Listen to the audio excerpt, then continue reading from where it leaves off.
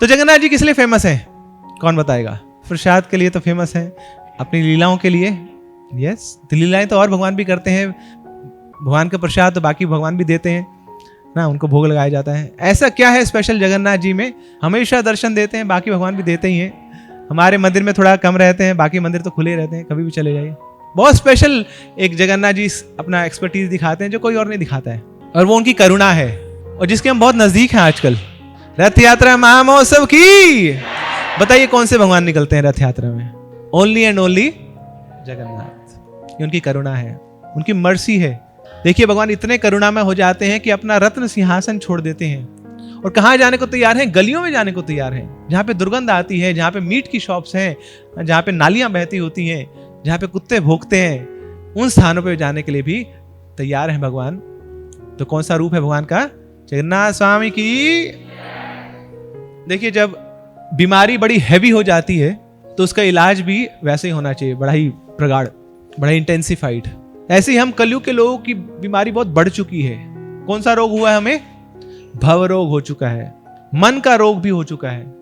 देखिए पहले के जमाने में युद्ध हुआ करते थे, सतयुग में युद्ध होते थे एक ग्रह से दूसरे ग्रह में। वराह भगवान का अवतार क्यों हुआ?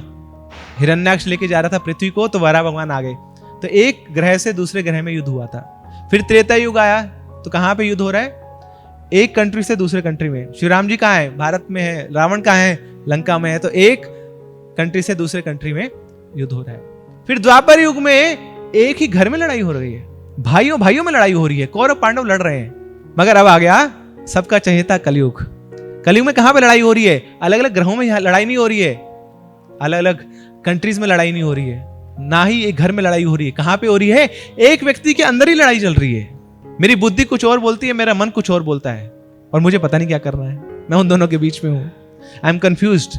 तो इस प्रकार ही हमारा मन का रोग लगा हुआ है, हमारा मन हमारे वश में नहीं है। तो जब इतनी प्रगाढ़ बीमारी है तो फिर डॉक्टर को घर पे लाया जाता है। जब बीमारी बहुत ज्यादा बड़ी नहीं हुई तो आप हॉस्पिटल पहुंच जाएंगे, मगर आपकी हालत खराब है, अरे कोई बुलाओ, अरे मैं क्या जाने वाला हूं, कोई बुला दो। तो फिर क्या होता है?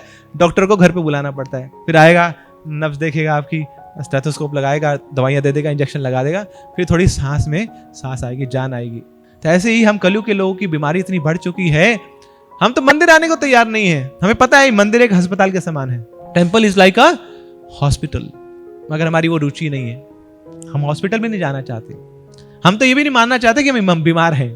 तो फिर ऐसी स्थिति में डॉक्टर खुद जाता है पेशेंट के पास। तो वही जगन्नाथ जी जो परम डॉक्टर हैं, वो आते हैं कलयुग में, अपने सिंहासन को छोड़कर, अपने अस्पताल को छोड़कर घर घर में आते हैं, सबके घरों के सामने आते हैं, रथ यात्रा पे सवार होकर। जगन्नाथ स्वामी की